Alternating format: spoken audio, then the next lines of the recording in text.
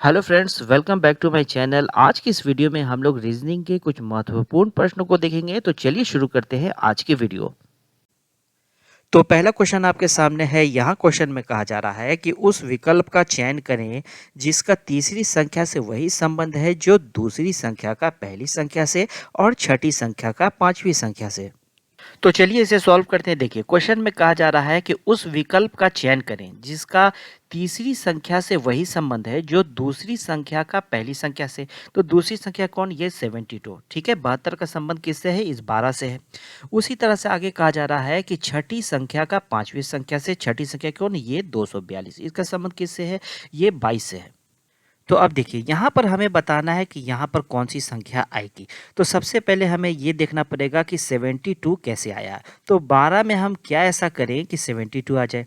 तो यहाँ पर अगर हम 12 में 6 से अगर मल्टीप्लाई कर देते हैं तो 72 यहाँ आ जाता है। ठीक है, तो उसी तरह से हम आगे नेक्स्ट वाले को चेक करेंगे। जैसे यहाँ पर है 242, तो ये 242 कैसे आ गया? तो हमने यहाँ पर 6 से मल्टीप्लीकेशन किया था, तो 22 में भी हम 6 से मल्टीप्लीकेशन करके देखेंगे। तो 22 में अगर 6 से गुना करेंगे तो यहाँ आ जाएगा 132। तो 242 तो आया नहीं, यानी कि ये लॉजिक यहाँ पर नहीं लग रहा है। तो कुछ और यानी होगा।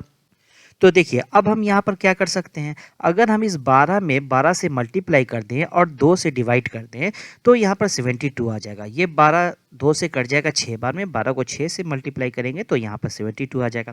उसी तरह से 22 22 को अगर हम 22 से गुना कर दें और 2 से हम डिवाइड कर दें तो यहाँ पर 22 कट जाएगा 2 से 11 बार में। 11 को 22 से गुना करेंगे तो यहाँ पर 242 आ जाएगा। तो उसी तरह से यहाँ पर हमें क्या करना होगा, 18 को 18 से मल्टीप्लाई करना होगा और 2 से डिवाइड करना होगा। तो ये 18 2 से 9 बार में कटेगा। 9 और 18 को मल्टीप्लाई करेंगे तो आ जाएगा 162। ये हो जाएगा हमारा इस क्वेश्चन का आंसर, जो ऑप्शन नंबर सी में है। तो अब चलिए दूसरा क्वेश्चन देखते हैं। देखिए, यहाँ पर क्वेश्चन में कहा जा रहा है कि दिए गए पैटर्न का ध्यानपूर्वक अध्ययन करें और उस संख्या का चयन करें जो प्रश्न चिन्ह की जगह आ सकती है। तो चलिए इसे सॉल्व करते हैं। देखिए, यहाँ पर हमें इस क्वेश्चन में बताना है कि मिसिंग नंबर जो यहाँ पर है वो क्या होगी। तो इसे सॉल्व करने के लिए सबसे पहले आप क्या करेंगे, सबसे पहले आप देखेंगे कि बड़ी संख्या कहाँ पर है। तो बड़ी संख्या यहाँ है और बड़ी संख्या यहाँ है। तो बीच में है बड़ी संख्या, यानी कि ऊपर और नीचे इन दोनों के कैलकुलेशन से बीच वाला नंबर आ रहा है। ठीक है, बीच वाला नंबर आ रहा है। तो यहाँ पर 6 और 8 में हम ऐसा क्या कर सकते हैं जो 40 आ जाए।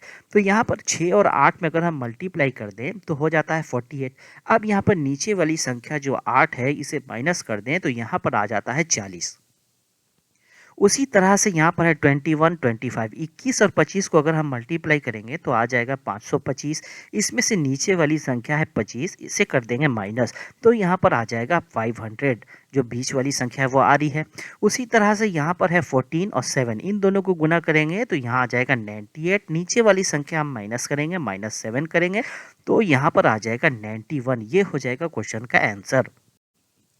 तो अब देखिए, तीसरा क्वेश्चन आपके सामने है। कहा जा रहा है यहाँ क्वेश्चन में कि अक्षरों के उस सेट का चयन करें जिसे अक्षर श्रृंखला में रिक्त स्थानों पर क्रमिक रूप से भरे जाने पर श्रृंखला पूरी हो जाएगी। तो चलिए इसे सॉल्व करते हैं। देखिए, ये एक रिपीटेड सीरीज का प्रश्न है, तो ये कैसे हल होगा। तो यहाँ पर सबसे पहला काम आपको क्या करना है कि सबसे पहला काम ये है कि इस क्वेश्चन को सॉल्व करने के लिए आप ऑप्शन का यूज़ नहीं करेंगे। आप ऑप्शन से ऐसे प्रश्न को सॉल्व नहीं करेंगे। ठीक है, दूसरा काम क्या करना है, दूसरा काम आपको ये देखना है कि पेयर जो है कितने कितने लेटर का बनेगा। यहाँ कितने कितने लेटर का पेयर बनेगा ये हमें सबसे पहले देखना है। तो पेयर बनाने के लिए आप क्या करेंगे, सबसे पहले आप लेटर को काउंट करेंगे कि कितना लेटर यहाँ पर है। तो लेटर अगर 2 3 4 5 6 7 8 9 10 11 12 13 14 15 16 17 18 19 20, टोटल यहाँ पर 20 लेटर हैं। अब हमें ये देखना है कि यहाँ पर पेयर कितने कितने का बनेगा। ठीक है, अब देखिए, अगर यहाँ पर 12 लेटर आ जाता, गिनते अगर हम गिन के अगर 12 लेटर आता तो क्या होता, या तो 3 3 का 4 पेयर बनता इसमें, या तो 4 4 का 3 पेयर बनता। ठीक है, और गिनने के बाद अगर 15 लीटर काउंट अगर हम करते हैं तो यहाँ पर 3-3 का 5 पेयर बन सकता था या 5-5 का 3 पेयर बनता, ठीक है। अगर 16 आ जाता तो 4-4 का 4 बनता। अगर 18 आ जाता तो 3-3 का 6 बनता या 6-6 का 3 पेयर बनता। तो यहाँ पर आया है 20, ठीक है। तो यहाँ पर 20 आया है, तो या तो 4-4 का 5 पेयर बनेगा या तो 5-5 का 4 पेयर बनेगा, ठीक है। तो यहाँ सबसे पहले हम 4-4 लेटर के 5 पेयर बनाकर देखेंगे। तो यहाँ पर लेटर को हमने बांट लिया है 4-4 के पेयर में, ठीक है। अब देखिए, अब हमें क्या करना है, अब हमें देखना है कि एक दूसरे पेयर में कोई संबंध स्थापित हो रहा है कि नहीं हो रहा है। तो यहाँ पर सबसे पहले है के, ठीक है। अब हम देखेंगे के कहाँ कहाँ पर है, के यहाँ पर है, के यहाँ पर है और के यहाँ पर है। तो यहाँ पर अगर हम इस वाले पेयर में अगर हम देखें तो यहाँ के बाद खाली जगह है, यहाँ भी खाली जगह है, यहाँ पर एल है, यहाँ एम है, यानी इन दोनों में कोई संबंध स्थापित नहीं हो रहा है। तो अब हम नेक्स्ट वाले को देखेंगे। तो यहाँ के है, यहाँ खाली जगह, यहाँ खाली जगह, यहाँ एल है, यहाँ एम है और यहाँ के है। इन दोनों में भी संबंध स्थापित नहीं हो सकता है। तो लास्ट वाले में अब हम देखेंगे। तो यहाँ के है, यहाँ एल है, यहाँ खाली जगह, तो यहाँ एल हो सकता है। यहाँ पर है एम और यहाँ पर है एम, एम के पहले यहाँ पर एल है, तो यहाँ भी एल हो सकता है। तो इन दोनों में संबंध स्थापित हो सकता है, ठीक है।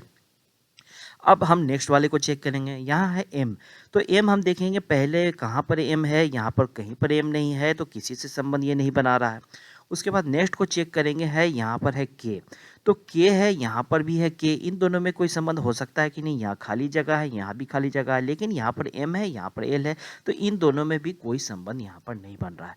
तो यहाँ पर आप पेयर को अगर देखेंगे तो यहाँ पर पेयर को देखने से नहीं लग रहा है कि किसी का किसी से संबंध है। तो ये पैटर्न लगता है कि यहाँ पर नहीं बनेगा। तो यहाँ पर अब हम क्या करेंगे, 5-5 के 4 पेयर बनाकर। तो अब देखिए, तो यहाँ पर अब हमने 5-5 लेटर के 5 पेयर यहाँ पर बना लिया है। तो अब हम क्या करेंगे, अब हम यहाँ पर देखेंगे एक दूसरे से संबंध स्थापित हो रहा है कि नहीं हो रहा है। तो यहाँ पर है के और यहाँ पर के, अब कहाँ है के, है यहाँ पर लास्ट में के है। तो इन दोनों में क्या संबंध स्थापित हो सकता है, देखिए यहाँ पर के है, यहाँ खाली जगह है, यहाँ के है, तो यहाँ भी के हो सकता है। यहाँ बीच में एल है, यहाँ भी एल है, यहाँ एम है, एम से पहले यहाँ पर एम है, तो यहाँ हम एम रख सकते हैं। तो इन दोनों में संबंध स्थापित हो सकता है, ठीक है। अब देखिए, अब अगला काम क्या है, अब दूसरे और तीसरे में हम देखेंगे कोई संबंध स्थापित हो रहा है कि नहीं। यहाँ पर एल है, यहाँ एम है, इन दोनों में भी कोई संबंध स्थापित नहीं हो रहा है। तो यहाँ पर इस तरह का अगर प्रश्न आ जाए तो अब आप यहाँ पर क्या करेंगे, देखिए यहाँ पर 4-4 के 5 पेयर भी नहीं बना, 5-5 के 4 भी नहीं बन रहा है। लेकिन अगर 5-5 के 4 में अगर आप देखेंगे तो ये दोनों तो संबंध बना चुका है आपस में, ठीक है। तो इन दोनों को देखने से आपको क्या लग रहा है, देखिए यहाँ पर दो संख्या है, दोनों सेम है। यहाँ पर के है और यहाँ भी दोनों सेम है, एम है। बीच वाली संख्या सिर्फ अलग है। यहाँ पर लास्ट में भी आप देखेंगे, यहाँ के है, यहाँ एम है, बीच वाली संख्या अलग है। उसी तरह से आप ये तीसरे वाले में देखें, यहाँ एम है, बीच वाली संख्या यहाँ पर अलग है। अगर यहाँ पर हम एल रखते हैं तो यहाँ एल हो जाएगा, यहाँ एम हो जाएगा, बीच वाली संख्या अलग हो जाएगा। उसी तरह से यहाँ पर दूसरे वाले में आप देखें, यहाँ पर एम है, ठीक है, अलग संख्या है। अगर के बाद हम के रखते हैं, एल के बाद एल रखते हैं, तो यहाँ एल बीच में अलग संख्या एम हो जाएगा और के हो जाएगा। तो अब आप ऑप्शन में चेक करें क्या ये ऑप्शन में है या नहीं।